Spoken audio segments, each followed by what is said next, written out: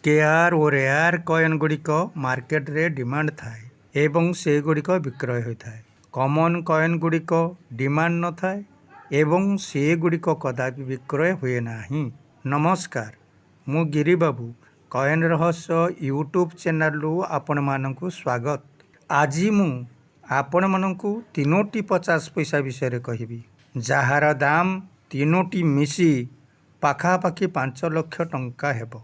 ପ୍ରଥମେ କହୁଛି 1959 ମସିହା ବମ୍ବେ ମିଣ୍ଟ 50 ପଇସା। ଏହା କେବଳ ବମ୍ବେ ମିଣ୍ଟରେ ନିର୍ମିତ ହୋଇଛି। ଏହାର ଡାଇମିଟର 24 mm, ଓଜନ 5 ଗ୍ରାମ। ଏହା ନିକେଲ ଧାତୁରେ ନିର୍ମିତ ହୋଇଛି। ଏହାର ଏଜ୍ ରିଡିଡେଜ୍ ମଝିରେ ଇଂରାଜୀରେ ସଂଖ୍ୟାରେ 50 ଲେଖା ଅଛି। 50 ଉପରେ ହିନ୍ଦୀରେ ଲେଖା ଅଛି रुपये का आधा भाग। 50 ତଳେ ହିନ୍ଦୀରେ ଲେଖା ଅଛି ନୟା ପଇସା। ତା ତଳେ 1959 ମସିହା ଲେଖା ଅଛି। ମସିହା ତଳେ ମିଣ୍ଟ ମାର୍କ। ଏହାର ଦାମ 20,000 ଟଙ୍କାରୁ ଆରମ୍ଭ କରି 1 ଲକ୍ଷ ଟଙ୍କା ପର୍ଯ୍ୟନ୍ତ ହୋଇପାରେ। ଦ୍ୱିତୀୟ 50 ପଇସାଟି ହେଉଛି 1957 ମସିହା। ଏହାର ଡାଇମିଟର ମଧ୍ୟ 24 mm, ଓଜନ 5 ଗ୍ରାମ।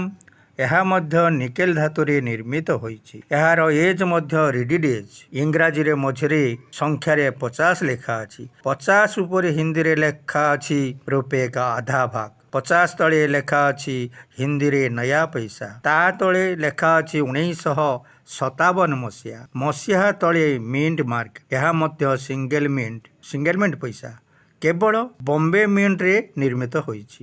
ଏହାର ଦାମ 30,000 ଟଙ୍କାରୁ ଆରମ୍ଭ କରି 1,50,000 ଟଙ୍କା ପର୍ଯ୍ୟନ୍ତ ହୋଇପାରେ। ତୃତୀୟ ପଇସାଟି ହେଉଛି 1911 ମସିହା ପଞ୍ଚମ ଜର୍ଜ ହାଫ୍ ରୁପିସ୍। ଏହା ସମ୍ପୂର୍ଣ୍ଣ ରୂପା ଧାତୁରେ ତିଆରି ହୋଇଛି। ଏହା କୋଲକାତା ମିଣ୍ଟରେ ନିର୍ମିତ ଅଛି। ଏହାର ଓଜନ 5.83 ଗ୍ରାମ। ଏହା ହାଫ୍ ରୁପିସ୍ କଏନ୍ ମଧ୍ୟରେ ସବୁଠାରୁ ଦାମିକା କଏନ୍। ଏହାର ଦାମ ହାରାହାରି 1 ଲକ୍ଷ ଟଙ୍କାରୁ ଆରମ୍ଭ କରି 3-4 ଲକ୍ଷ ଟଙ୍କା ପର୍ଯ୍ୟନ୍ତ ହୋଇପାରେ। ଆଜି ମୁଁ ଆପଣମାନଙ୍କୁ ତିନୋଟି 50 ପଇସା ବିଷୟରେ କହିଲି। ଏଥର ଆଜିର ଏପିସୋଡ଼ଟି ଏହିଠାରେ ସମାପ୍ତ କରୁଛି। ଯଦି ମୋର ଏହି ଏପିସୋଡ଼ଟି ଆପଣମାନଙ୍କୁ ଭଲ ଲାଗିଥାଏ ତାହେଲେ ଲାଇକ୍ କରିବେ ଏବଂ ଯଦି ପ୍ରଥମ ଥର ପାଇଁ ମୋର ଚ୍ୟାନେଲକୁ ଦେଖୁଛନ୍ତି ତାହେଲେ ସବସ୍କ୍ରାଇବ୍ କରିବେ ତଥା ବେଲ୍ ବଟନଟିକୁ କ୍ଲିକ୍ କରିବେ। ରହୁଛି। ଜୟ ହିନ୍ଦ, ଜୟ ଜଗନ୍ନାଥ।